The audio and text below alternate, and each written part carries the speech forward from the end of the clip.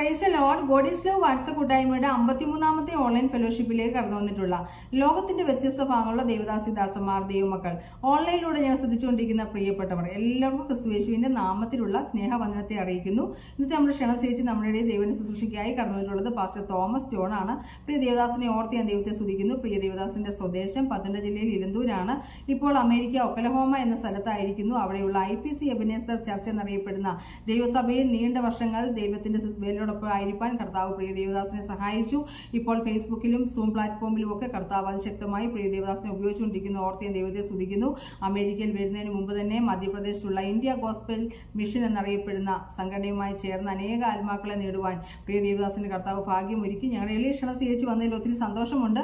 God is love WhatsApp കൂട്ടായ്മയുടെ പേരിലുള്ള സ്നേഹവും നന്ദിയും അറിയിക്കുന്നു. ഇന്നത്തെ വചന സന്ദേശം സൂം പ്ലാറ്റ്ഫോമിൽ ശ്രദ്ധിക്കുന്ന പ്രിയപ്പെട്ടവർക്കും ഓൺലൈനിൽ ശ്രദ്ധിക്കുന്ന പ്രിയപ്പെട്ടവർക്കും ഒരുപോലെ അനുഗ്രഹമായി തീരട്ടെ എന്ന് പ്രാർത്ഥിച്ചുകൊണ്ട് പ്രിയ ദേവദാസനെ വളരെ സ്നേഹത്തോടെ ശുശ്രൂഷയ്ക്കായി ക്ഷണിച്ചുകൊള്ളുന്നു. Praise Lord. ഇന്ന് രാത്രികാലം ദൈവസന്നയിൽ ആയിരിക്കുന്നതായ കർത്തദാസന്മാര്, സഹോദരി സഹോദരന്മാരെ എല്ലാവർക്കും വീണ്ടും വരുന്ന യേശു കർത്താവിന്റെ അൻപുള്ള നാമത്തിൽ വന്ദനത്തെ അറിയിച്ചു കൊള്ളുകയാണ്. പ്രത്യേകാൽ ഈ മീറ്റിംഗിലേക്ക്, ഗോഡ് ഈസ് ലവ് പ്രെയർ മീറ്റിംഗിലേക്ക് എന്നെ ക്ഷണിച്ചതായ brother Dennis and Siji sister, ഇവർ കുടുംബമായി ചെയ്യുന്ന പ്രവർത്തനങ്ങളെ ഓർത്ത് കർത്താവിനെ സ്തുതിക്കുന്നു. അവർക്കും ഞങ്ങളുടെ കുടുംബത്തിൻ്റെതായ വന്ദനങ്ങൾ അറിയിച്ചു കൊള്ളുകയാണ്. കർത്താവിന് സ്തോത്രം.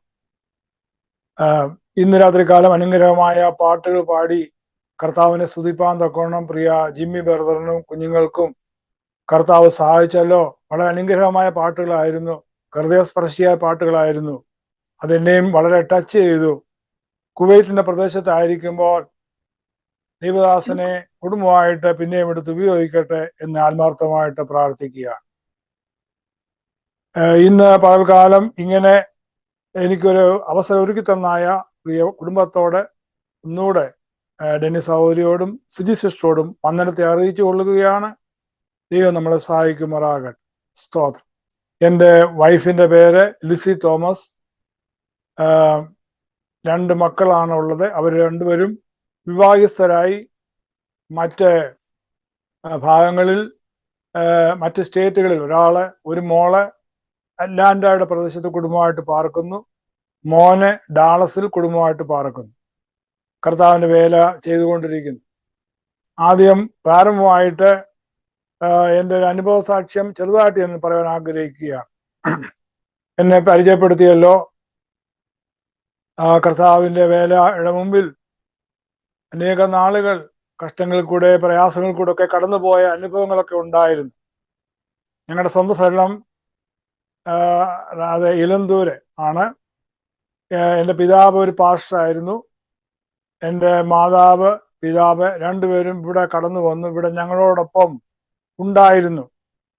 2008 എൻ്റെ മാതാവ് ഇവിടെ വെച്ച് മരണപ്പെട്ടു, നിത്യത്തിലേക്ക് ചേർക്കപ്പെട്ടു. 2017 പിതാവും നിത്യത്തിലേക്ക് ചേർക്കപ്പെട്ടു. ഇവിടെ വെച്ച് രണ്ടുപേരുടെയും അടക്ക ശുശ്രൂഷകളെല്ലാം ചെയ്യുവാൻ കർത്താവ് കൃപ ചെയ്തു. ദീർഘവർഷങ്ങൾ എൻ്റെ പിതാവ് കർത്താവിന്റെ വേലയുടെ ബന്ധത്തിലായിരുന്നു. കർത്താവിനെ വിളിച്ചു വേർതിരിച്ചു. 79 ബോംബെയിൽ വെച്ച് ദൈവഭാഗത്തേക്ക് വരുവാൻ കർത്താവ് സഹായിച്ചു. അതിനോട് ചേർന്ന് 10 വർഷക്കാലം ജോലിയോടുള്ള ബന്ധത്തിൽ ഇന്ത്യയുടെ വിവിധ ഭാഗങ്ങളിൽ ജോലി ചെയ്യുകയും അതിനോടൊപ്പം കർത്താവിന്റെ വേല ചെയ്യുകയും ചെയ്തുകൊണ്ടിരുന്നു.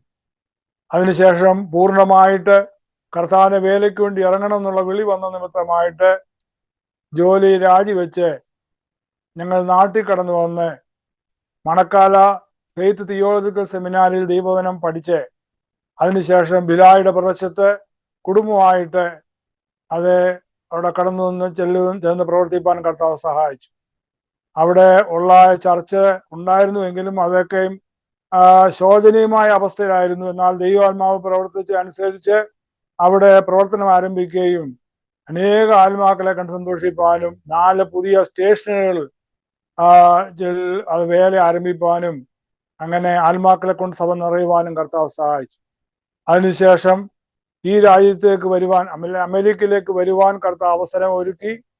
ഇവിടെ കടന്നു വന്ന് കുടുംബമായിട്ട് കടന്നു വന്ന് ഇപ്പോൾ ഞങ്ങൾ കൂടി നടക്കുന്നതായ IPC എബനേസർ എന്ന് പറഞ്ഞായ ആ സഭ ആരംഭം കുറിക്കുവാൻ, ആ ചർച്ചിൽ ദീർഘകാലം ശുശ്രൂഷിപ്പാൻ കർത്താവ് സഹായിച്ചു. ഇപ്പോൾ കർത്താവിന്റെ വേലയുടെ മുമ്പിൽ പല രീതിയിൽ കൂടെ കർത്താവിന്റെ വേല ചെയ്യുന്നു എന്ന് ദൈവദാസി പരിചയപ്പെടുത്തിയല്ലോ. ഇത്തരമാണ് എൻ്റെ സാക്ഷ്യത്തിന്റെ പ്രാരംഭ സമയങ്ങൾ. പിന്നെ സന്ദർഭോചിതമായിട്ട് എന്തെങ്കിലും പറയണമെന്നുണ്ടെങ്കിൽ ഇടയ്ക്ക് ഞാൻ പറഞ്ഞുകൊള്ളാം. ഇന്നത്തെ ചിന്തയ്ക്ക് ആധാരമായിട്ട് കർത്താവ് തന്നായ ഒരു വിഷയം എന്ന് പറയുന്നത് സങ്കടങ്ങളെ അറിയുന്ന ദൈവം എന്നുള്ളതാണ്. നമ്മുടെ സങ്കടങ്ങളെ അറിയുന്ന ദൈവം, അതാണ് കർത്താവ് ഇന്ന് രാത്രികാലം പറയുവാൻ തൊക്കണം എന്നെ ഏൽപ്പിച്ചിരിക്കുന്നത്. God knows our sorrows. Whatever may be we are facing today, there is no problem. But God knows everything than us. He knows our sorrows, our agonies. നമ്മുടെ സങ്കടങ്ങളെ അറിയുന്ന ദൈവം.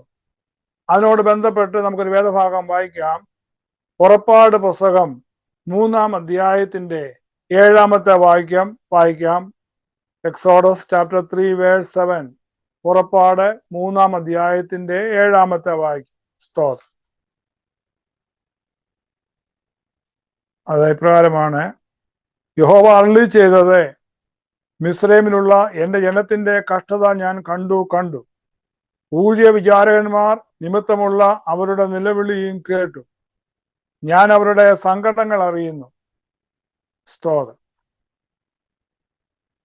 അവരെ മിസ്രൈമ്യരുടെ കയ്യിൽ നിന്ന് വിടുവിപ്പാനും ആ ദേശത്ത് നിന്ന് നല്ലതും വിശാലവുമായ ദേശത്തേക്ക്, പാലും തേനും ഒഴുകുന്ന ദേശത്തേക്ക്, കനാന്യർ, ഹിത്യർ, അമോര്യർ, പെരിസ്യർ, ഹീവിയർ, യെബൂസിയർ എന്നവരുടെ സ്ഥലത്തേക്ക് അവരെ കൊണ്ടുപോകുവാനും ഞാൻ ഇറങ്ങി വന്നിരിക്കുന്നു. ഇവിടെ ഇസ്രായേൽ മക്കൾ ദീർഘനാളുകളായി അത് മിസ്രൈമിൽ ആയിരിക്കുകയാണ്. ആദ്യകാലങ്ങളിൽ വലിയ കുഴപ്പമൊന്നുമില്ലാതെ പോയെങ്കിലും കുറച്ചു നാൾ കഴിഞ്ഞപ്പോൾ അവരറിയാത്ത ഒരു പുതിയ ഫറവോൻ വന്നു. ഫറവോൻ എന്ന് പറയുന്നത് ഒരു സ്ഥാനപ്പേരാണ്. നമ്മൾ ചരിത്രം പഠിച്ചു കഴിഞ്ഞാൽ ഏകദേശം 30-ൽ ചില്ലുവാന ഫറവോന്മാർ മിസ്രൈം ഭരിച്ചിരുന്നതായിട്ട് കാണുവാൻ കഴിയുന്നുണ്ട്. അതിലൊരു ഫറവോനാണ് റമസേസ് ഫറവോൻ. അദ്ദേഹത്തിന്റെ കാലത്താണ് ഇസ്രായേൽ മക്കൾ മിസ്രൈമിൽ നിന്ന് പുറപ്പെടുന്നത്. അപ്പോൾ ഈ ഫറവോൻ ഇസ്രായേൽ മക്കളുടെ സന്താന പുഷ്ടിയുള്ളവരായി പെരുകുന്ന കണ്ടപ്പോൾ അവൻ ഭയപ്പെട്ടു.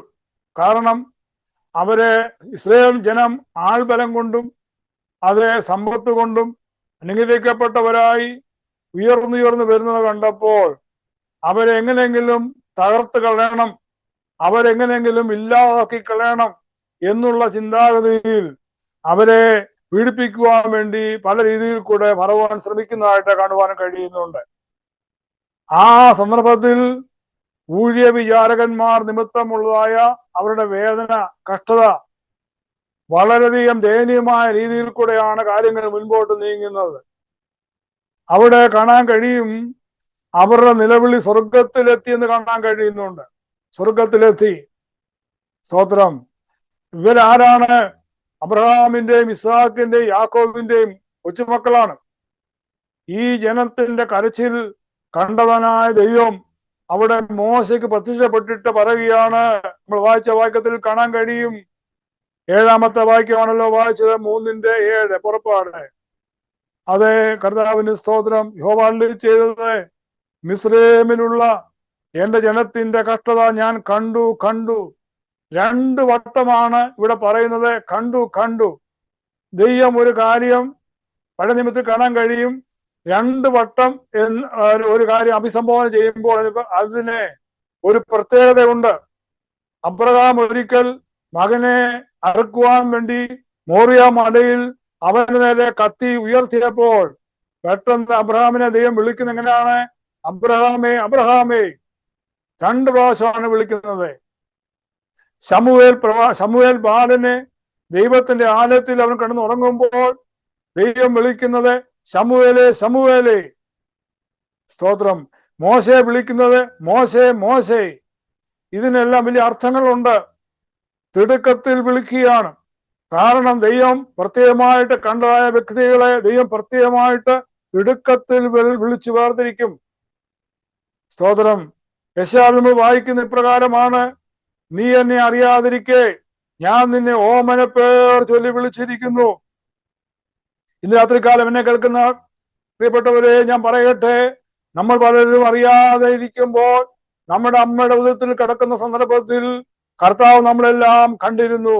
അതുകൊണ്ടാണ് നമുക്ക് ഇന്ന് ഈ സമയത്ത് സൂം പ്ലാറ്റ്ഫോമിൽ കടന്നു വരുവാനും വ്യത്യസ്ത രാജ്യങ്ങളിൽ ആയിരിക്കുന്ന നമുക്ക് ഒരുമിച്ച് ചേർന്ന് കർത്താവിനെ മഹത്വപ്പെടുത്തുവാനും കർത്താവ് സഹായിച്ചത്. സ്തോത്രം. ഇവിടെ ജനത്തിന്റെ കണ്ണുനീര് കണ്ട ദൈവം, ജനത്തിന്റെ സങ്കടങ്ങൾ കണ്ട ദൈവം പറയുകയാണ്, മിസ്രൈമിലുള്ള എന്റെ ജനത്തിന്റെ കഷ്ടത ഞാൻ കണ്ടു. ഊഴിയ വിചാരകന്മാർ നിമിത്തമുള്ള അവരുടെ നിലവിളി കേട്ടു. സ്തോത്രം. ഞാൻ അവരുടെ സങ്കടങ്ങൾ അറിയുന്നു. ഇന്ന് രാത്രികാലം നമ്മുടെ സങ്കടങ്ങൾ അറിയുവാൻ ചിലപ്പോൾ നമ്മുടെ കൂടെയുള്ളവർക്ക് കഴിഞ്ഞില്ലെന്ന് വന്നേക്കാം, നമ്മുടെ സഭയിലുള്ളവർക്ക് കഴിഞ്ഞില്ലെന്ന് വന്നേക്കാം, നമ്മുടെ ചാച്ചക്കാർക്ക് കഴിഞ്ഞില്ലെന്ന് വന്നേക്കാം.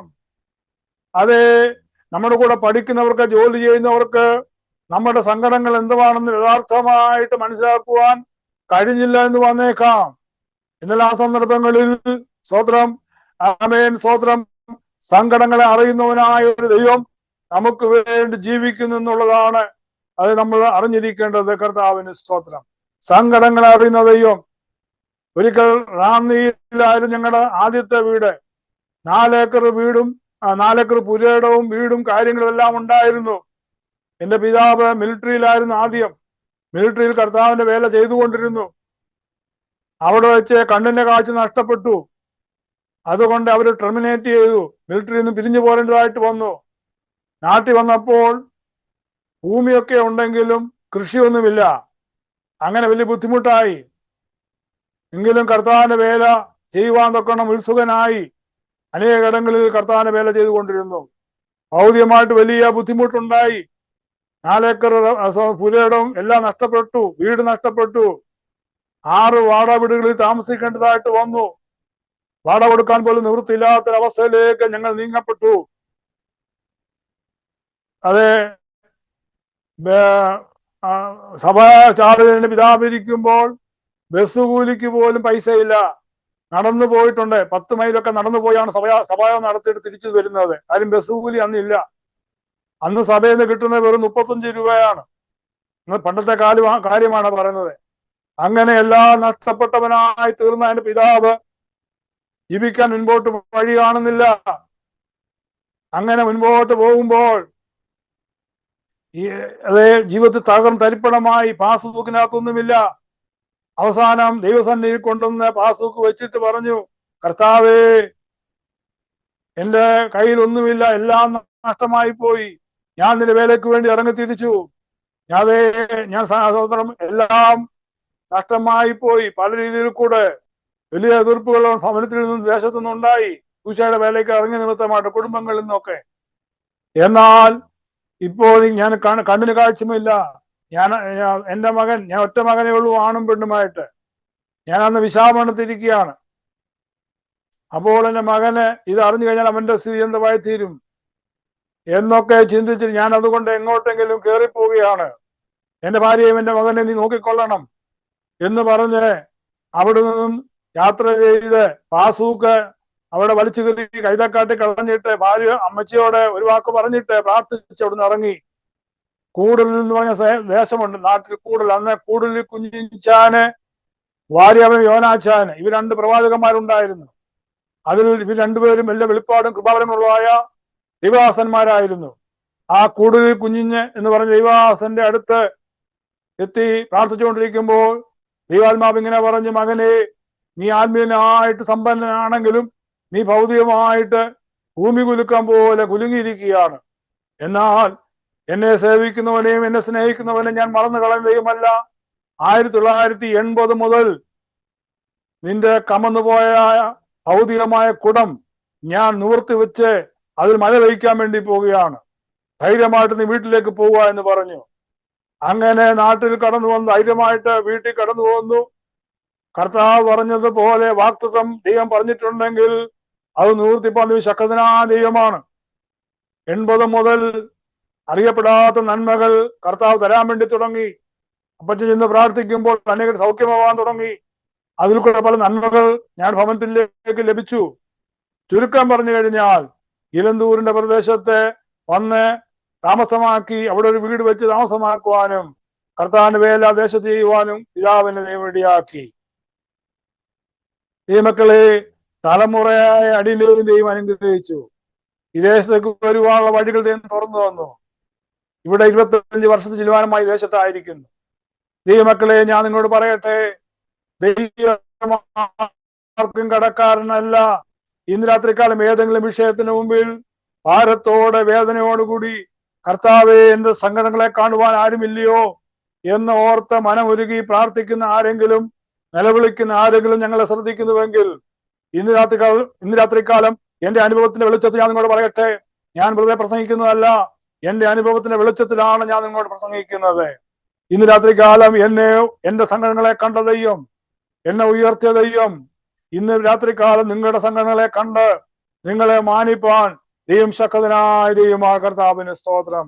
നമുക്കറിയാമല്ലോ, സ്ത്രീ മക്കളുടെ നിലവിളി കേട്ട ദൈവം അങ്ങകലെ മിദ്യാൻ ദേശത്ത് മോശയ്ക്ക് പ്രത്യക്ഷപ്പെട്ടിട്ട് പറയുകയാണ്, സ്തോത്രം, മിസ്രൈമ്യരുടെ ഊഴിയ വിചാരന്മാരുടെ കയ്യാലുള്ളായ അവരുടെ പീഡ ഞാൻ കണ്ടു, ഇസ്രായേൽ മക്കളുടെ നിലവിളി ഞാൻ കേട്ടു, അവരുടെ സങ്കടങ്ങളെ ഞാൻ അറിയുന്നു. വളരെ വിദൂരയിലേക്ക് ഓടിപ്പോയതാ മോശ. എന്നാൽ അവിടെ വെച്ച് ദൈവത്തിന്റെ ഇടപെടൽ അവനുണ്ടാവുകയും അവനെ അധികാരം കൊടുത്ത് അഭിഷേകം കൊടുത്ത് ഈ ഇസ്രായേൽ ജനത്തെ വിടുവിപ്പാൻ വേണ്ടി മിസ്രൈമിലേക്ക് അയക്കുകയും കർത്താവിന് സ്തോത്രം 10 ബാധകളാൽ ദൈവം തന്റെ ജനത്തെ അതെ വിടുവിച്ചെടുക്കുകയും വെള്ളം രക്തമായി, തവള, പേൻ, നായിച്ച, അതെ പരു, കൽമഴ, മൃഗവ്യാധി, വെട്ടുക്കിളി, കൂരിരുട്ട്, കടിഞ്ഞൂൽ സംഹാരം, ഇതെല്ലാം കഴിഞ്ഞപ്പോൾ അതേ കുഞ്ഞാടിന്റെ ചോരയാൽ വീണ്ടെടുക്കപ്പെട്ട ദൈവത്തിന് ജനം റമസേസ് 2 ഫറവോൻ ഭരിച്ചുകൊണ്ടിരിക്കുമ്പോൾ ഇസ്രായേൽ മക്കൾ മിസ്രൈമിൽ നിന്ന് പുറപ്പെട്ടു. ദൈവം സങ്കടം അറിഞ്ഞു കഴിഞ്ഞാൽ സ്തോത്രം പുറകെ ദൈവത്തിന്റെ പ്രവർത്തനമുണ്ടെന്നുള്ള കാര്യം ഓർത്തുകൊള്ളുക. ദൈവം ഇവിടെ മോശയോട് പറയുകയാണ്, ഞാൻ അവരുടെ സങ്കടങ്ങളെ അറിയുന്നു. സങ്കടങ്ങളെ അറിഞ്ഞുകൊണ്ട് മാത്രം ഇരിക്കുന്ന ദൈവമല്ല. അങ്ങനെ വാക്ക് ദൈവം പറഞ്ഞിട്ടുണ്ടെങ്കിൽ പുറകെ ദൈവത്തിന്റെ വിടുതലിന്റെ വഴിയും ദൈവം ഒരുക്കുകയാണ്. 107 സങ്കീർത്തനത്തിന്റെ 39 വാക്യം നമുക്ക് കാണാൻ കഴിയും. 107 സങ്കീർത്തനത്തിന്റെ 39 വാക്യത്തിൽ അവിടെ ഇസ്രായേൽ മക്കളുടെ അവസ്ഥയെ കുറിച്ച് കാണാൻ കഴിയുന്നുണ്ട്. കർത്താവിന് സ്തോത്രം. പീഡനവും കഷ്ടതയും സങ്കടവും ഹേതുവായി അവർ പിന്നെയും കുറഞ്ഞ് താണുപോയി. അവിടെ കാണാൻ കഴിയും, അതെ, പീഡനവും കഷ്ടതയും സങ്കടവും ഹേതുവായി അവർ പിന്നെയും കുറഞ്ഞു താണുപോയി. അപ്പോൾ സങ്കടങ്ങൾ വന്നു, ഈ പീഡകൾ വന്നു, സങ്കടങ്ങൾ വന്നു, കഷ്ടത വന്നു. അങ്ങനെ വന്നപ്പോൾ പിന്നെ നിലനിൽക്കാൻ പറ്റുകയില്ലല്ലോ, അവർ കുറഞ്ഞു താണുപോയിക്കൊണ്ടിരുന്നു. എന്നാൽ അടുത്ത വാക്യത്തിൽ കാണാൻ കഴിയുന്നുണ്ട്, എങ്ങനെങ്കിലും ഹല്ലേലൂയ സ്തോത്രം, നീ അവരുടെ കുലങ്ങളെ അത് ദരിദ്രനെ കുപ്പയിൽ ഉയർത്തി അവരുടെ കുലങ്ങളെ ആട്ടിൻകൂട്ടം പോലെ ആക്കി. അപ്പോൾ ഉയർത്തുന്ന ദൈവമാണ്. കുറഞ്ഞു താണു പോകുമ്പോൾ ഉയർത്തി കൊണ്ടുവരുന്ന ദൈവമാണ്. കർത്താവിന് സ്തോത്രം. അപ്പോൾ ഇസ്രായേൽ മക്കളുടെ സങ്കടങ്ങളെ അറിഞ്ഞ ദൈവം അവർക്ക് വേണ്ടി പ്രവർത്തിച്ചു എന്ന് കാണാൻ കഴിയുന്നുണ്ട്. കൂടുതലായിട്ട് വിശദീകരിച്ച് അത് പറയാൻ ആഗ്രഹിക്കുന്നില്ല. രണ്ടാമതായിട്ട് സങ്കടങ്ങളെ അറിഞ്ഞത് ഒരു വ്യക്തിയെ പറ്റി നമുക്ക് നോക്കാം. അപ്പോസ്തല പ്രവൃത്തികൾ 7 അധ്യായത്തിന്റെ 9 ഉം 10 വാക്യങ്ങൾ. Acts chapter 7 verse 9 and 10. അപ്പോസ്തല പ്രവൃത്തികൾ 7 9 ഉം 10 വാക്യങ്ങൾ. ഗോത്രപിതാക്കന്മാർ യോസഫിനോട് അസൂയപ്പെട്ടു അവനെ മിസ്രൈമിലേക്ക് വിറ്റുകളഞ്ഞു. എന്നാൽ ദൈവം അവനോട് കൂടെ ഇരുന്നു, സകല സങ്കടങ്ങളിൽ നിന്നും അവനെ വിടുവിച്ചു. മിസ്രൈം രാജാവായ ഫറവോന്റെ മുമ്പാകെ അവന് കൃപയും ജ്ഞാനവും കൊടുത്തു. അവനെ മിസ്രൈമിനും തന്റെ സർവ്വ ഗ്രഹത്തിനും അധിപതിയാക്കി വെച്ചു. മതി. ഇവിടെ കാണാൻ കഴിയുന്നുണ്ട്, യോസേഫിന്റെ ചരിത്രമാണ് നമുക്ക് കാണുവാൻ കഴിയുന്നത്. യോസേഫിന് സോദരം അതെ വളരെ സന്തോഷമായ ഒരു ബാല്യകാലമായിരുന്നു യോസേഫിന്റെ ജീവിതം എന്ന് പറയുന്നത്. റാഹേലിന്റെ 2 മക്കളാണല്ലോ, അതെ, ബെന്യാമിനും യോസേഫും. യോസേഫിനെ അപ്പൻ വളരെ സ്നേഹിച്ചു. അവന് അപ്പനോടുകൂടെ തന്നെ താമസിക്കുകയും അപ്പൻ പറയുന്നത് കേട്ട് അനുസരിച്ച് മുൻപോട്ട് പോവുകയും ചെയ്തവനായിരുന്നു യോസേഫ്. മറ്റുള്ള സഹോദരങ്ങളൊക്കെയും ചെയ്യുന്ന പല കാര്യങ്ങളൊക്കെയും ഇവൻ കണ്ടുപിടിച്ച് അപ്പനോട് ഇന്ന് പറയുമായിരുന്നു. അതുകൊണ്ട് അപ്പൻ ഇവനെ കൂടുതൽ ഇഷ്ടപ്പെട്ടു. അവൻ ഒരു നിലയെങ്കിലും കൂടെ തയ്പ്പിച്ചു കൊടുത്തത് കാണാൻ കഴിയുന്നുണ്ട്. എന്നാൽ മറ്റു സഹോദരന്മാർക്ക് ഇവനോട് വലിയ വെറുപ്പ് തോന്നി. കാരണം അവരുടെ ഓരോ പ്രവൃത്തികളും കണ്ടിട്ട് ഇവനത് കണ്ടുപിടിച്ചിട്ട് എന്ന് അപ്പനോട് ഇന്ന് പറയും. അപ്പോൾ അത് നിമിത്തമായിട്ട് ഇവർക്ക് വലിയ വെറുപ്പ് ഇവനോട് ഉണ്ടായിരുന്നു, വിദ്വേഷം ഉണ്ടായിരുന്നു. സ്തോത്രം. അത് മാത്രമല്ല, ഇവൻ 2 സ്വപ്നം കൂടെ കണ്ടു. അത് അവരോട് പറഞ്ഞു. ആ പറഞ്ഞ നിമിത്തമായിട്ടും കൂടെ ഒന്നുകൂടെ പേർക്ക് വൈരാഗ്യം ഈ യോസഫിനോട് കൂടിയാണ് ചെയ്തത്. സൂര്യനും ചന്ദ്രനും 11 നക്ഷത്രങ്ങളും വീണ് നമസ്കരിച്ച കാര്യങ്ങൾ അവൻ പറഞ്ഞു. അതിന്റെ ആ വ്യാഖ്യാനമൊക്കെ അവിടെ കാണാൻ കഴിയുന്നുണ്ടല്ലോ, കറ്റയുടെ കാര്യം. അപ്പൊ ഇതെല്ലാം പറഞ്ഞപ്പോൾ ഇവർക്ക് ഒന്നുകൂടെ വിദ്വേഷമായി. അങ്ങനെ ഇരിക്കുന്ന കാലയളവിലാണ് ഇവന്റെ കഷ്ടകാലം ഉണ്ടാകുന്നത്. എപ്പോഴും നല്ല കാലം ഉണ്ടാകണമെന്നില്ല പ്രിയമുള്ളവരെ. ദൈവത്തിന്റെ വാഗ്ദത്തം യോസേഫിന്റെ ജീവിതത്തിൽ വന്നുവെങ്കിലും ആ വാഗ്ദത്തം ഉണ്ടായി കഴിഞ്ഞപ്പോ തൊട്ട് പീഡ ആരംഭിക്കുകയാണ്. ഇന്ന് രാത്രിക്കാലം ഒരു കാര്യം ഓർത്തു കൊള്ളണം. അഭിഷേകം എന്ന് വീഴുമോ അന്ന് മുതൽ പിശാച് അടങ്ങിയിരിക്കത്തില്ല. ദാവീദിന്റെ മേൽ അഭിഷേകം എന്ന് വീണോ അന്ന് തൊട്ടാണ് അവന്റെ ജീവിതത്തിൽ പോരാട്ടം തുടങ്ങുന്നത്. സിംഹം വരുന്നു ആടിന്റെ നേരെ, പിന്നെ കരടി വരുന്നു, സഹോദരം, പിന്നെ അങ്ങോട്ട് ഗോലിയാത്ത്, പിന്നെ അങ്ങോട്ട് യുദ്ധങ്ങളാ. ദൈവമക്കളെ, അഭിഷേകം വീണ് കഴിഞ്ഞാൽ ദൈവം പ്രത്യേകമായിട്ട് കണ്ട ഒരു വ്യക്തിക്ക് നേരെ വലിയ കൊടുങ്കാറ്റടിക്കും, വലിയ പ്രതികൂലങ്ങൾ അടിക്കും. ഒരു പൊത്തുരുത്ത ജീവിതത്തിൽ പോകുന്നവർക്ക് നേരെ വലിയ പ്രശ്നങ്ങളൊന്നും ഉണ്ടാകത്തില്ല. എന്നാൽ പരമാർത്ഥ ഹൃദയത്തോടുകൂടി സേവിക്കണം, ജീവിക്കണം എന്ന് ആഗ്രഹിച്ച് മുൻപോട്ട് ഒരു വ്യക്തി ഇറങ്ങുമ്പോൾ കഷ്ടങ്ങളും രോഗങ്ങളും പ്രശ്നങ്ങളും നിന്ദകളും ആക്ഷേപങ്ങളും എല്ലാം കയറി വരും. കർത്താവിന് സ്തോത്രം. ഇവിടെ യോസേഫിന്റെ ജീവിതത്തിൽ 17 വയസ്സ് വരെ പ്രശ്നമൊന്നുമില്ലാതെ പോയി. നല്ല യൗവനകാലത്തെ 17ാമത്തെ വയസ്സിൽ അവന് ദർശനമൊക്കെ കണ്ടു കഴിഞ്ഞ് അയക്കുമ്പോഴാണ് അവന്റെ ജീവിതത്തിൽ കഷ്ടങ്ങൾ ഉണ്ടാകുന്നത്. നമുക്കറിയാം, അവന്റെ കഷ്ടങ്ങളെ പറ്റി കൂടുതൽ വ്യാഖ്യാനിക്കേണ്ട കാര്യമില്ല. അവന്റെ സഹോദരന്മാരെ തേടി അവന് ശേഖമിലേക്ക് പോകുന്നു. അവിടെ ചെന്ന് സഹോദരന്മാരെ കണ്ടുപിടിച്ച് വരുമ്പോൾ ഇതാ സ്വപ്നക്കാരൻ വരുന്നു, നാം അവനെ കൊന്നുകളക എന്ന് പറഞ്ഞ് അവനെതിരെ ഗൂഢാലോചന നടത്തുന്നതായിട്ട് കാണാൻ കഴിയുന്നുണ്ട്. അവനെ പിടിച്ച പൊട്ടക്കെട്ട് ഇടുന്നു. ആ പൊട്ടക്കെട്ടിൽ കിടന്നുകൊണ്ട് അവൻ കരയുകയാണ്. അവന്റെ സങ്കടം നോക്കുക. അവൻ ഇത്രയും നാള് യാത്ര ചെയ്ത്, ഇന്നത്തെ പോലെ വണ്ടി സൗകര്യമൊന്നുമില്ല, നടന്നാ വരേണ്ടത്. ഈ അപ്പമൊക്കെ ചുമന്നുകൊണ്ട് കൊട്ടയ്ക്കകത്ത് ഇത്രയും ദൂരം കാട്ടിൽ വനത്തിൽ കൂടെ കാട്ടുമൃഗങ്ങളൊക്കെ ഉള്ള ദേശമാണ്. ഇവൻ തന്നെ നടന്നു വരികയാണ്. ഇത്രയും കഷ്ടം അനുഭവിച്ച് വന്നപ്പോൾ ഇങ്ങനൊരു അവസ്ഥ ഇവരിൽ നിന്നുണ്ടായത് കഴിഞ്ഞപ്പോൾ അവന് സഹിക്കാൻ പറ്റത്തില്ല. മാത്രമല്ല, അവനെ സഹായിപ്പാൻ ആരുമില്ല. ആ പൊട്ടക്കെട്ടിൽ കിടന്നുകൊണ്ട് അവൻ കരയുകയാണ്, സഹോദരങ്ങളെ രക്ഷിക്കണമേ. ആര് കേൾക്കാനാണ്? സ്വതന്ത്രം. ഇവനെ കൊല്ലാൻ വേണ്ടിയാണ് ആദ്യം പ്ലാൻ ചെയ്തിരുന്നത്. എന്നാൽ പിന്നത്തിൽ അവർ മനസ്സ് മാറി പൊട്ടക്കനിലിടുകയാണ്. അവിടെ കിടന്ന് അവന്റെ സങ്കടം ആര് കാണും? അപ്പം കാണുന്നുണ്ടോ? അവന്റെ അമ്മ മരിച്ചുപോയി, അമ്മ അറിയുന്നില്ല. അവൻ സഹോദരൻ വന്നിട്ടില്ല, സഹോദരൻ വീട്ടിലുണ്ട്, സഹോദരനും അറിയുന്നില്ല, ആരും അറിയുന്നില്ല. അവന്റെ സങ്കടങ്ങൾ ആരോട് പറയാനാണ്? അവനോടൊന്ന് കരയുകയാണ്. നല്ലൊരു കാര്യം ഓർത്തുകൊള്ളട്ടെ, സങ്കടങ്ങളെ ആരും കണ്ടില്ലെങ്കിലും അറിയുന്ന ഒരു സ്വർഗം മേലിൽ ഉണ്ടായിരുന്നു. സ്തോത്രം. അല്പം കഴിഞ്ഞപ്പോൾ ഇതാ പെട്ടെന്ന് ഒരു വിടുതലിന്റെ വഴി ഇവിടെ ഒരുക്കുകയാണ്. ഇസ്മായിലെ കച്ചവടക്കാർ അതുവഴി വരുവാൻ ദൈവം പദ്ധതി നേരത്തെ പ്ലാൻ ചെയ്തിരുന്നു. യാദൃശ്യമായിട്ട് വന്നതല്ല. യോസേഫിനെ കുഴിലിടും. ആ സന്ദർഭത്തിൽ അവനെ രക്ഷിക്കുവാനും അവനെ അവരെ ലയിപ്പിക്കുവാനും തൊക്കവണ്ണം സഹോദരം ആ വഴിയായിട്ട് അതിന് മുമ്പ് തന്നെ ഈ ഇസ്മായിലെ കച്ചവടക്കാരെ അവിടേക്ക് ദൈവം അയച്ചിരുന്നു. ഒരു പ്രതിസന്ധി വരുമ്പോൾ അതിന് ഒരു പോക്ക് വഴി വന്നു എന്നവണ്ണം ദൈവം വേറൊരു വഴിയുടെ മുന്നേ കരുതി വെച്ചിരിക്കും. അതുകൊണ്ടാണ് എബ്രായത്തിൽ കാണാൻ കഴിയുന്നത്. സ്തോത്രം. നമുക്ക് സഹിപ്പാൻ കഴിയേണ്ടതിന് ആ വാക്കിങ്ങനെയാണ്: മനുഷ്യർക്ക് നടപ്പല്ലാത്ത പരീക്ഷ നിങ്ങൾക്ക് നേരിട്ടിട്ടില്ല. ദൈവം വിശ്വസ്തൻ. നിങ്ങൾക്ക് സഹിപ്പാൻ കഴിയേണ്ടതിന് അത് കഴിയേണ്ടതിന് പരീക്ഷയോടുകൂടി അവൻ പോക്കുവഴിയും ഉണ്ടാക്കും.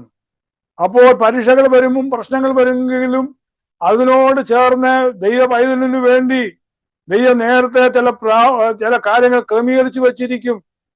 ഇവിടെ യോസേഫിന്റെ ജീവിതത്തിൽ ഇശ്മായിലെ കച്ചവടക്കാരെ അവിടെ വരുത്തി ദൈവമാണ്.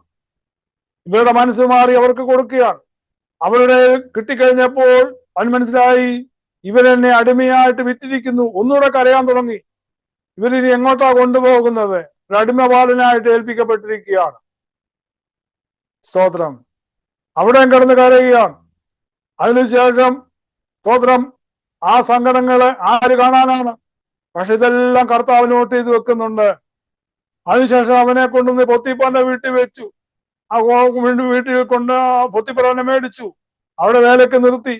അവിടെ കുഴപ്പമില്ല, സങ്കടമൊക്കെ മാറി എന്നൊക്കെ ചിന്തിച്ചുകൊണ്ടിരിക്കുമ്പോഴാണ് ഇവൻ ചെയ്യാത്ത തെറ്റിന് ഇവന് നേരെ കംപ്ലൈന്റ് ഉണ്ടാകുന്നത്. ഇവൻ മനസ്സാവാച കർമ്മണോ അറിയാത്ത കാര്യങ്ങളാണ് അവിടെ സംഭവിക്കുന്നത്. അവിടെയും കിടന്ന് കരയുക. ഇവന്റെ നിരപരാധം തെളിയിപ്പാൻ യാതൊരു വഴി അവിടെ കാണുന്നില്ല. പ്രൂഫല്ല ഇവനെതിരാണ്. പക്ഷെങ്കിൽ അവിടെ അവൻ സങ്കടപ്പെട്ട് കരയുകയാണ്. ആര് കേൾക്കാനാണ്? അവനെ പിടിച്ച് ജയിലിലിട്ടു. അത് ദൈവത്തിന്റെ കൃപ. അവനെ കൊല്ലണ്ടിയായിരുന്നു, അയാളും പിടിച്ച് ജയിലിലിട്ടു. അത് ദൈവത്തിന്റെ കൃപയാണ്. അതെല്ലാം ദൈവത്തിന് വഴിയാണ്. ആ ജയിലിൽ കിടക്കുമ്പോഴും അവൻ കിടന്ന് കരയാണ്, കർത്താവേ ഈ ജയിലിൽ വന്ന് കടന്നു. വളരെ പരിതാപകരമായ ജയിലാണ്. സ്തോത്രം. ഇന്നത്തെ പോലുള്ള സംവിധാനങ്ങളൊന്നും അന്നത്തെ കാലത്തില്ല. എന്നാൽ ഗൾഫിലുള്ളവർക്കൊക്കെ അറിയാമല്ലോ അവിടുത്തെ ജയിലിന്റെ ഒക്കെ അവസ്ഥ. അപ്പോൾ സ്തോത്രം, അവിടെ കിടന്ന് കരയുകയാണ്. എന്നാൽ നോക്കുക, ദൈവത്തിന്റെ വഴി അവന് വേണ്ടി തുറക്കുക. സ്തോത്രം. അതെ, പറവോന് സ്വപ്നമിടുകയും അതിനർത്ഥം പറഞ്ഞു കൊടുക്കാൻ ആരും കഴിയാതെ ഇരിക്കുമ്പോൾ ഈ സ്വപ്ന അർത്ഥത്തിൽ കൂടെ തന്നെയാണ് ഇവൻ വെളിയിൽ വരുന്നതും. ആ കെയർ ഓഫിലാണ് അവൻ വെളിയിൽ വരുന്നതും, പറവോന്റെ മുമ്പിൽ ചെന്ന് നിൽക്കുന്നതും. പറവോന്റെ ആ സ്വതന്ത്രം മുമ്പിൽ ചെന്ന് നിൽക്കുകയും അർത്ഥം പറഞ്ഞു കൊടുക്കുകയും ഒക്കെ ചെയ്യുന്നതും ഫറവോൻ അവനെ ഉന്നതനാക്കി തീർക്കുന്നതും. അപ്പോൾ അവിടെ വായിച്ചത് എന്തുവാണെന്നറിയാമോ? അപ്പോസ്തല പ്രവൃത്തികൾ 7-ാം അധ്യായത്തിന് 9-ഉം 10-ഉം വാക്യമാണല്ലോ വായിച്ചത്. ഗോത്രപിതാക്കന്മാർ യോസേഫിനോട് അസൂയപ്പെട്ട് അവനെ മിസ്രയീമിലേക്ക് വിറ്റുകളഞ്ഞു. എന്നാൽ ദൈവം അവനോട് കൂടെ ഇരുന്ന് സകല സങ്കടങ്ങളിൽ നിന്നും വിടുവിച്ചു. മിസ്രയീം രാജാവായ ഫറവോന്റെ മുൻപാകെ അവന് കൃപയും മഹത്വവും ബഹുമാനവും കൊടുത്തു. അവനവനെ മിസ്രയീമിലും അവന്റെ സർവ ഗ്രഹത്തിനും അധിപതിയാക്കി വെച്ചു. മാത്രമല്ല, അവൻ യോസേഫ് ഇത്രമാത്രം ഉയർത്തപ്പെട്ടപ്പോൾ അവൻ തന്റെ കുടുംബത്തെ മറന്നു കളഞ്ഞില്ല. തന്റെ കുടുംബത്തെ പോഷിപ്പിക്കുവാൻ തൊക്കണം ദൈവം അവനെ ഉപയോഗിക്കുന്നതായിട്ട് പിന്നത്തിൽ കാണാൻ കഴിയുന്നുണ്ട്. അപ്പോൾ സങ്കടപ്പെട്ട അനേക നാളുകൾ യോസേഫിനും ഉണ്ടായിരുന്നു. യോസേഫിന്റെ പിതാവായ യാക്കോബിനും ഉണ്ടായിരുന്നു. ഒത്തിരി വർഷങ്ങൾ സങ്കടപ്പെട്ട് അവർ കരഞ്ഞതാണ്. എന്നാൽ അവരുടെ സങ്കടങ്ങളെല്ലാം മാറ്റി ഒരു ശുഭകരമായ അന്ത്യം കൊടുക്കുവാൻ തൊക്കണം ദൈവം സഹായിച്ചു. കർത്താവിന്റെ സ്തോത്രം. ഇനിയും 41-52 ഒന്ന് വായിച്ചേ. ഉൽപ്പത്തി പുസ്തകം 41-42 യോസേഫിന്റെ 2 മക്കൾ ജനിച്ചെന്ന് കാണാൻ കഴിയുന്നുണ്ട്. അവിടെ വിവാഹം കഴിച്ചു. ആ ദേശത്തെ പാർക്കത്തോട്ടിരിക്കുമ്പോൾ 2 കുഞ്ഞുങ്ങൾ അവന് ജനിച്ചു. 41-52 വാക്യം. സ്തോത്രം. സങ്കടദേശത്ത് ദൈവം എന്നെ വർദ്ധിപ്പിച്ചു എന്ന് പറഞ്ഞ് അവൻ രണ്ടാമത്തവന് എഫ്രൈം എന്ന് പേരിട്ടു. മിസ്രൈം ദേശത്തുണ്ടായ സുഭിക്ഷതയുള്ള 7 സംവത്സരം കഴിഞ്ഞപ്പോൾ യോസേഫ് പറഞ്ഞതുപോലെ ക്ഷാമമുള്ള 7 സംവത്സരം തുടങ്ങി. സകല ദേശങ്ങളിലും ക്ഷാമമുണ്ടായി. മതി. അവിടെ യോസേഫിന് 2 മക്കൾ ജനിച്ചു. ഒന്ന് മനശ്ശെയും 2 എഫ്രൈമും. രണ്ടാമത്തെ മകന എഫ്രൈം ജനിച്ചപ്പോൾ അവന് പേരിട്ടത് ഇപ്രകാരമാണ്. സ്തോത്രം. സങ്കടദേശത്ത് ദൈവം എന്നെ വർദ്ധിപ്പിച്ചു എന്ന് പറഞ്ഞ് അവൻ രണ്ടാമത്തവനെ എഫ്രൈം എന്ന് പേരിട്ടു. ദൈവമക്കളെ, സങ്കടദേശമായിരുന്നു ആ ദേശം. ഈ പോയ വഴിയെല്ലാം സങ്കടമായിരുന്നു. എന്നാൽ സങ്കട സ്ഥലങ്ങളെ ദൈവം മാറ്റി ദൈവം വർദ്ധിപ്പിച്ചു എന്ന് മനസ്സിലായി കഴിഞ്ഞപ്പോൾ അവൻ രണ്ടാമത്തെ മകന് പേരിട്ടത് എഫ്രൈം. സങ്കടദേശത്ത് ദൈവനെ വർദ്ധിപ്പിച്ചു. ഇനി മൂന്നാമത്തെ ഒരു വ്യക്തിയുടെ കൂടെ അല്പം ചിന്തിക്കാം. 1 ശമൂവേൽ 1-ാം അധ്യായത്തിന്റെ 10-ഉം 11-ഉം വാക്യങ്ങൾ. 1 ശമൂവേൽ, first Samuel chapter 1 verse 10 and 11. 1 ശമൂവേൽ 1:10-11 വാക്യം. അവൾ മനോവ്യസനത്തോടെ യഹോവയോട് പ്രാർത്ഥിച്ചു വളരെ കരഞ്ഞു. അവൾ ഒരു നേർച്ച നേർന്നു. സൈന്യങ്ങളുടെ യഹോവേ, അടിയന്റെ സങ്കടം നോക്കി അടിയനെ ഓർക്കുകയും അടിയനെ മറക്കാതെ ഒരു പുരുഷ സന്താനത്തെ നൽകുകയും ചെയ്താൽ അടിയൻ അവന്റെ ജീവപര്യന്തം യഹോവയ്ക്ക് കൊടുക്കും. അവന്റെ തലയിൽ ശൗര്യക്കത്തി തൊടുകയുമില്ല എന്ന് പറഞ്ഞു. ഇങ്ങനെ അവൾ മതി. അവൾ മനോവ്യസനത്തോടെ യഹോവയോട് പ്രാർത്ഥിച്ച് വളരെ കരഞ്ഞു. കർത്താവിന് സ്തോത്രം. മനോവ്യസത്തോടുകൂടി. കാരണം നമുക്കറിയാമല്ലോ, അവിടെ നമുക്ക് 1-ാം അധ്യായത്തിൽ കാണാൻ കഴിയും. അത് എൽക്കാനായ്ക്ക് 2 ഭാര്യമാരായിരുന്നു. ഒന്ന് അത് ഹന്നായും പെനിന്നായും. പെനിന്നായ്ക്ക് മക്കളുണ്ടായിരുന്നു, ഹന്നായ്ക്ക് മക്കളില്ലായിരുന്നു. മക്കളില്ലാത്തവർക്ക് മാത്രമേ അവർക്ക് അതിന്റെ ദുഃഖം അറിയത്തുള്ളൂ. ഇപ്പൊ നമ്മൾ ചിലർക്ക് വേണ്ടി പ്രാർത്ഥിച്ചല്ലോ, കുഞ്ഞുങ്ങളില്ലാതെ ഭാരപ്പെടുന്ന ഒരു കുടുംബത്തിന് വേണ്ടി പ്രാർത്ഥിച്ചല്ലോ. ഈ മക്കളെ അങ്ങനെയുള്ളൊരവസ്ഥ ഈ ഹന്നായ്ക്ക് വന്നു. ഇന്ന് ഓവരാലത്തിലേക്ക് പോകുന്ന സന്ദർഭത്തിലൊക്കെയും ഈ പെനിന്ന അവളെ വളരെയധികം മുഷിപ്പിച്ചുകൊണ്ടിരുന്നു എന്ന് കാണാൻ കഴിയുന്നുണ്ട്. സ്വതന്ത്രം. കാരണം നീ ദൈവത്തെ സേവിച്ചിട്ട് എന്നാ പ്രയോജനം? ദൈവാലയത്തിലേക്ക് പോയത് കൊണ്ട് എന്നാ പ്രയോജനം? നിനക്ക് ഇതുവരെ മക്കളൊന്നും ഉണ്ടായില്ലല്ലോ. സ്വതന്ത്രം എന്ന് പറഞ്ഞുകൊണ്ട് നിന്ദിക്കുകയും പരിഹസിക്കുകയും ചെയ്യുന്നതായ ഒരു പെനിന്ന അവർക്ക് പ്രതിയോഗിയായിട്ട് എപ്പോഴും അവിടെ വീട്ടിൽ തന്നെ ഉണ്ടായിരുന്നു. വേറെങ്ങുമല്ല, അവിടെ വീട്ടിൽ തന്നെ പെനിന്ന ഉണ്ടായിരുന്നു. അവൾ നിന്ദിക്കുന്ന ഒരു വ്യക്തി ആ വീട്ടിൽ തന്നെ ഉണ്ടായിരുന്നു. എന്നാൽ ഇവളിങ്ങനെ കരയുകയും പട്ടിണി കിടക്കുകയും ചെയ്യുമ്പോൾ ഇവിടെ ഭർത്താവിന് ഇവളോട് വളരെ സ്നേഹമായിരുന്നു. കാരണം ഭർത്താവ് അത് ആണ്ടുതോറും അവര് ശീലോവിൽ ദൈവത്തിന്റെ ആലയത്തിലേക്ക് ചെല്ലുമ്പോൾ അവിടെ യാഗം കഴിച്ചു വരുമ്പോൾ ഹന്നായ്ക്കും പെനിന്നായ്ക്കും ഒക്കെയും ഓഹരി വിഭാഗിച്ചു കൊടുക്കും. എന്നാൽ പെനിന്നായ്ക്ക് കൊടുക്കുന്നതിനെക്കാട്ടിലും 10 ഇരട്ടി ഓഹരിയാണ് ഹന്നായ്ക്ക് ഭർത്താവായ എൽക്കാന കൊടുത്തുകൊണ്ടിരുന്നത്. കാരണം ഭർത്താവിന് ഇവരോട് വളരെ അനുകമ്പയുണ്ടായിരുന്നു. കാരണം ഇവർക്ക് മക്കളില്ല, അവർക്ക് വളരെ വേദനയുണ്ട് എന്നൊക്കെ അവരുടെ മനസ്സറിഞ്ഞ ഭർത്താവ്, സ്വതന്ത്രം, യഥാർത്ഥത്തിൽ അവരെ കണ്ണുനീര് കണ്ട ഭർത്താവ് അവിടെ മനസ്സ് അറിഞ്ഞപ്പോൾ വളരെയധികം സ്നേഹിക്കുന്നതായിട്ട് കാണാൻ കഴിയും. എന്നാൽ യഥാർത്ഥത്തിൽ പെനിന്നായ്ക്ക് മക്കളുണ്ടായിരുന്നു. പെനിന്നയെക്കാട്ടും കൂടുതൽ ഇവിടെ മനോവേദന അറിഞ്ഞായ ഭർത്താവ് ഇവിടെ വളരെ സ്നേഹിക്കുന്നതായിട്ട് കാണാൻ കഴിയുന്നുണ്ട്. അതാണ് ഒരു ഐക്യത എന്ന് പറയുന്നത്. കർത്താവിന് സ്തോത്രം. നമ്മുടെ ഭവനത്തിൽ ആരെങ്കിലും ഇതുപോലെ മനോവേദനയിൽ കൂടെ കടന്നു പോകുന്നുണ്ടെങ്കിൽ നമ്മൾ വളരെ ടേക്കർ ആ വ്യക്തിയെ ചെയ്യണം. അത് ഭർത്താവായിക്കൊള്ളട്ടെ, ഭാര്യ ആയിക്കൊള്ളട്ടെ, മക്കളായിക്കൊള്ളട്ടെ, സഹോദരനായിക്കൊള്ളട്ടെ, മാതാവായിക്കൊള്ളട്ടെ, പിതാവായിക്കൊള്ളട്ടെ, ഏതെങ്കിലും വിഷയത്തിൽ ആരെങ്കിലും ഭാരത്തോടുകൂടി മനോവേദനയോടുകൂടി ആയിരിക്കുന്നുവെങ്കിൽ തീർച്ചയായിട്ടും നമ്മളെ കൂടുതൽ ഇമ്പോർട്ടൻസ് അവർക്ക് കൊടുക്കണം. കർത്താവിന് സ്തോത്രം.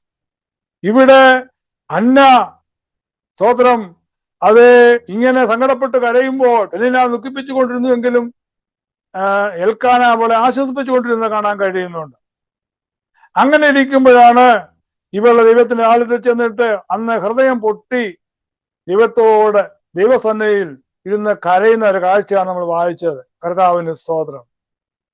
അവിടെ ഏലി എന്ന മഹാപുരോഹിതൻ അവിടെ ഇരിപ്പുണ്ട്.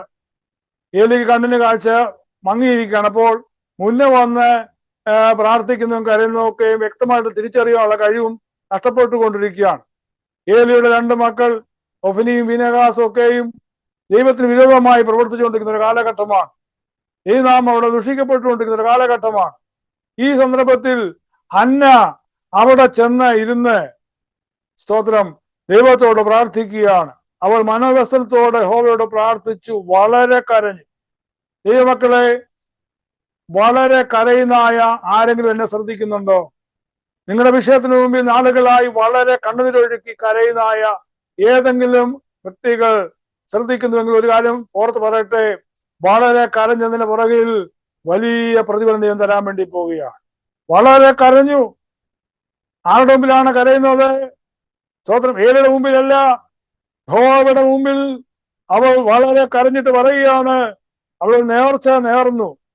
സൈന്യങ്ങളുടെ യഹോവേ, അടിയന്റെ സങ്കടങ്ങളെ നോക്കി അടിയനെ ഓർക്കുകയും.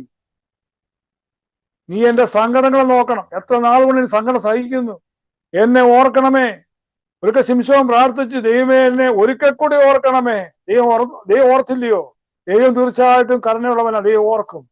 ഇവിടെ കാണാൻ കഴിയും, അടിനെ ഓർക്കുകയും, കർത്താവിന് സ്തോത്രം, അടിനെ മറക്കാതെ ഒരു കുഞ്ഞിനെ തന്നാൽ മതി, ഒരു പുരുഷ സന്താനത്തെ തരികയും ചെയ്താൽ അവനെ യഹോവയ്ക്ക് കൊടുക്കുമെന്ന് പറയുക. അപ്പോൾ അവിടെ സങ്കടങ്ങൾ അറിഞ്ഞ ദൈവത്തിന് മുമ്പിൽ അവൾ കരഞ്ഞപ്പോൾ ദൈവം അത് ഏലി അവളെ ശാസിക്കുന്നതായിട്ട് കാണാൻ കഴിയുന്നുണ്ട്. അപ്പോൾ അവൾ പറയുകയാണ്, 16-ാമത്തെ വാക്യം, അടിനെ ഒരു നീചസ്ത്രീയായി വിചാരിക്കരുതേ, അടിയൻ സങ്കടത്തിന്റെയും വ്യസനത്തിന്റെയും ആധിക്യം കൊണ്ടാകും സംസാരിച്ചത് എന്ന് പറഞ്ഞുകൊണ്ട് ഏലിയോട് മറുപടി പറയുന്നതായിട്ട് കാണാൻ കഴിയുന്നുണ്ട്. അപ്പോൾ ഇത്രമാത്രം സങ്കടപ്പെട്ട് കരഞ്ഞായ അവളെ ദൈവം ഓർത്തില്ലയോ? അവക്ക് മക്കള് ശമൂവേലിനെ കൂടാതെ വേറെ മക്കളെ കൊടുക്കുന്നതായിട്ട് കാണാൻ കഴിയുന്നുണ്ട്. ഞാൻ എൻ്റെ വാക്കുകളെ നിർത്താൻ 2 മിനിറ്റിനുള്ളിൽ നിർത്തിക്കൊള്ളാം. കർത്താവിന് സ്തോത്രം, ഞാൻ സമയം നോക്കിക്കൊണ്ടിരിക്കുകയാണ്. അപ്പോൾ ഇങ്ങനെ ധാരാളം പേരുടെ കാര്യങ്ങൾ നമുക്ക് ദൈവത്തിൽ കാണാൻ കഴിയും. സങ്കടങ്ങളെ അറിയുന്ന ദൈവം. God knows our sorrows, our agonies, our afflictions, our tribulations, our trials, whatever maybe we are facing today. God is getting ready to answer our prayers and supplications according to the riches of His glory. God will definitely answer us. ഇവിടെ കാണാൻ കഴിയുന്നുണ്ട് 3 പേരുടെ കാര്യങ്ങൾ പറഞ്ഞു. ഒന്ന്, Israel മക്കൾ സങ്കടങ്ങളെ അറിഞ്ഞ ദൈവം. 2ാമത് യോസേഫിന്റെ സങ്കടങ്ങളെ അറിഞ്ഞ ദൈവം. 3ാമത് ഹന്നായുടെ സങ്കടങ്ങളെ അറിഞ്ഞ ദൈവം. സ്തോത്രം. ഒരിക്കൽ അപ്പോസ്തലൻ പൗലോസ് ഇങ്ങനെ പറയുന്നുണ്ട്, വായിക്കേണ്ട, ഞാൻ തന്നെ പറഞ്ഞുകൊള്ളാം. റോമാലേഖനം 8-ാം അധ്യായത്തിന്റെ 35-ാമത്തെ വാക്യം മുതൽ കാണാൻ കഴിയുന്നുണ്ട്. ക്രിസ്തുവിന്റെ സ്നേഹത്തിൽ നിന്ന് നമ്മെ വേർപിരിക്കുന്നതാർ കഷ്ടതയോ സങ്കടമോ ഉപദ്രവമോ പട്ടിണിയോ നഗ്നതയോ ആപത്തോ വാളോ? നിന്റെ നിമിത്തം ഞങ്ങളെ അറുപ്പാനുള്ള ആടുകളെ പോലെ എണ്ണുന്നു. നിന്റെ നിമിത്തം ഞങ്ങൾ ഇടപെടാതെ കൊല്ലുന്നു, അറുപ്പാനുള്ള ആടുകളെ പോലെ എണ്ണുന്നു എന്ന് എഴുതിയിരിക്കുന്നത് പോലെ തന്നെ നാമോ നമ്മെ സ്നേഹിച്ചത് മുഖാന്തരം ഇതിലൊക്കെയും പൂർണ്ണ ജയം പ്രാപിക്കുന്നു. മരണത്തിനോ ദൂതന്മാർക്കോ വാഴ്ചകൾക്കോ അധികാരങ്ങൾക്കോ ഇപ്പോഴുള്ളതിനോ വരുവാനുള്ളതിനോ ഉയരത്തിനോ ആഴത്തിനോ മറ്റ് യാതൊരു സൃഷ്ടിക്കോ നമ്മുടെ കർത്താവായ യേശുക്രിസ്തുവിലുള്ള ദൈവസ്നേഹത്തിൽ നമ്മെ വേർപിരിപ്പാൻ കഴിയുകയില്ല എന്ന് ഞാൻ ഉറച്ചിരിക്കുന്നു. ഇത്രമാത്രം സങ്കടങ്ങൾ ദൈവത്തിന്റെ നേരെ വരുമ്പോൾ അതേ ദൈവത്തിന്റെ ഉറച്ച തീരുമാനം, ഇതൊന്നും എന്നെ തകർത്ത് കളയത്തില്ല. സ്തോത്രം. ഞാൻ അവന്റെ സ്നേഹത്തിൽ തന്നെ നിൽക്കും. പത്രോസിന്റെ ലേഖത്തിൽ കാണാൻ കഴിയും, 1 പത്രോസ് 4:14, ക്രിസ്തുവിന്റെ നാമമേതുവായി നിന്ന സഹിക്കേണ്ടി വന്നാൽ നിങ്ങൾ ഭാഗ്യവാന്മാർ. മഹത്വത്തിന്റെ ആത്മാവായ ദൈവാത്മാവ് നിങ്ങളിൽ ആവസിക്കുന്നുവല്ലോ. അതിന്റെ 16-ാമത്തെ വാക്യം കൂടെ വായിക്കട്ടെ. ക്രിസ്ത്യാനിയായിട്ട് കഷ്ടം സഹിക്കേണ്ടി വന്നാലോ ലജ്ജിക്കരുത്. ഈ നാമം ധരിച്ചിട്ട് ദൈവത്തെ മഹത്വപ്പെടുത്തി അത്രേ വേണ്ടത്. അങ്ങനെയെങ്കിൽ ഇന്ന് രാത്രികാലം സങ്കടങ്ങളെ അറിയുന്ന ദൈവം, പ്രയാസങ്ങളെ അറിയുന്ന ദൈവം സന്നിധിയിൽ നമ്മളായിരിക്കുമ്പോൾ നമ്മുടെ സങ്കട കർത്താവ് കാണുന്നുണ്ട്, അറിയുന്നുണ്ടെന്ന ബോധ്യത്തോടു കൂടി നമുക്ക് ക്രിസ്തു മുൻപോട്ട് നീങ്ങാം. കർത്താവ് നമ്മളെ ഈ വചനങ്ങളാൽ സഹായിക്കും, അനുഗ്രഹിക്കുകയും ചെയ്യുമാറാകട്ടെ. God bless. പ്രത്യേക ഈ അവസരം ഒരുക്കി തന്ന എല്ലാവർക്കും, പ്രത്യേക സിജി സിസ്റ്ററോടും ഡെന്നിസ് ബ്രദറിനോടും എല്ലാവരോടും കർത്താവ് യേശു ക്രിസ്തുവിന്റെ നാമത്തിൽ ഒരിക്കൽ കൂടി വന്ദനത്തെ അറിയിക്കുന്നു. എല്ലാവരും ദൈവം അനുഗ്രഹിക്കുമാറാകട്ടെ. ആമേൻ. സ്തോത്രം.